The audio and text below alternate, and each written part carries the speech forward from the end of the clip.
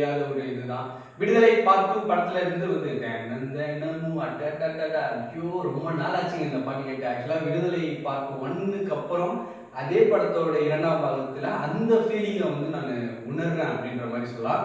தினமும் ஓனனப்பு அப்படின்ற ஒரு பாடல் இளையராஜா இசையில, இளையராஜா வரிகள்ல, வெற்றிமாறன் இயக்கத்துல அப்படின்னு சொல்லிட்டு ஒரு பயங்கரமான ஒரு சோல்ஃபுல்லான ஒரு பாடல் வந்து ரிலீஸ் ஆயிருக்கு. Instant hit. ஒரு சில ஜானர்லாம் சொல்லுவோம் இல்லையா, இந்த மாதிரியான பாடல்கள்லாம் ராஜாவால மட்டும்தான் முடியும். இது வந்து ஓப்பன் சேலஞ்ச் அப்படின்ற மாதிரி சொல்லலாம். நம்மள வந்து மியூசிக்கால கட்டி போட்டு அப்படியே சார் கொஞ்சம் போயிட்டு வர சட்டை இருடா அப்படின்னு சொல்லிட்டு இருங்கடா தம்பிங்களா அப்படின்ற ஒரு ஃபீல்ல வந்து ஒரு பாடல்னா இந்த தினம் தான். ஒரு மாதிரி பாட்டு வந்து ஒரு மாதிரி உள்ள போய் ஏதோ ஒரு மாதிரி ஃபீல், அது வந்து ஒரு பயங்கரமான ஒரு ஃபீலிங். அது இளையராஜாவால் மட்டும்தான் முடியும். இந்த வயசுலையும் அதை ஒரு கான்ஸ்டன்டாக பண்ணியிருக்காருன்னும் போது ரொம்ப ரொம்ப சந்தோஷமா இருக்கு அப்படின்னு நம்ம சொல்லலாம். ஒரு விண்டேஜ் இளையராஜா சாங் ஜோன்ல வந்து ஒரு பாடல். அது வந்து எனக்கு எப்படி சொல்றதுன்னா, பாட்டு வந்து ஸ்டார்ட் ஆகிறதுக்கு முன்னாடி ஒரு மூச்சு விடுறாரு இளையராஜா அப்படின்னு விட்டுட்டு அதுக்கப்புறமா பாட ஆரம்பிக்கிறாரு. அந்த மூச்சிலே நம்ம உள்ள போயிடும்.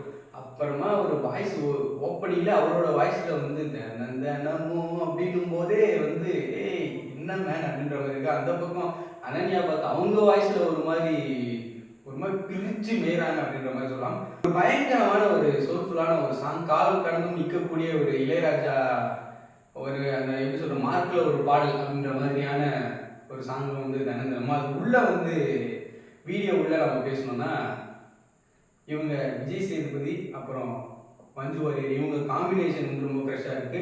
அது ஸ்க்ரீன்ல ரொம்ப ரொம்ப க்யூட்டாக இருக்கு. எப்பவுமே வெற்றிமாறன் படத்துல வந்து அது எந்த ஜானரான படமா இருந்தாலுமே லவ் சீன்ன்றதுக்கு வந்து ஒரு பயங்கரமான ஒரு ஃபேன் பேஸ் இருக்கும். ஸோ விடுதலையில கூட நம்ம சூரி லவ் பண்ணி நம்ம என்ஜாய் பண்ண வச்சது வெற்றிமாறன். ஸோ இந்த காம்போ எப்படி இருக்கும், ஸோ அதுக்கு வந்து பயங்கரமான ஒரு எக்ஸைட்மெண்ட். அது இல்லாமல் அது உள்ள வந்து புது புது காஸ்டிங், கிஷோர் இருக்காரு, ஸோ மஞ்சு வாரியர் இருக்காங்கன்னும் போது ஒரு மாதிரி சூப்பராக இருந்துச்சு. ஸோ வீடியோவிலையும் ஒரு மாதிரி பயங்கரமாக இருந்துச்சு. நான் ரொம்ப முக்கியமாக பேச வேண்டிய ஒரு இடம் வந்து இளையராஜாவோட வரிகள். அவரோட வரிகள் ரொம்ப நாள் ஆச்சுன்னு நினைக்கிறேன் அவரோட எழுதி நம்ம பாடல் கேட்டு. எனக்கும் தெரியல, மேபி இருந்துச்சுன்னா சொல்லுங்க. இப்போ ரீசெண்டாக எழுதினாரே அப்படின்ற மாதிரி.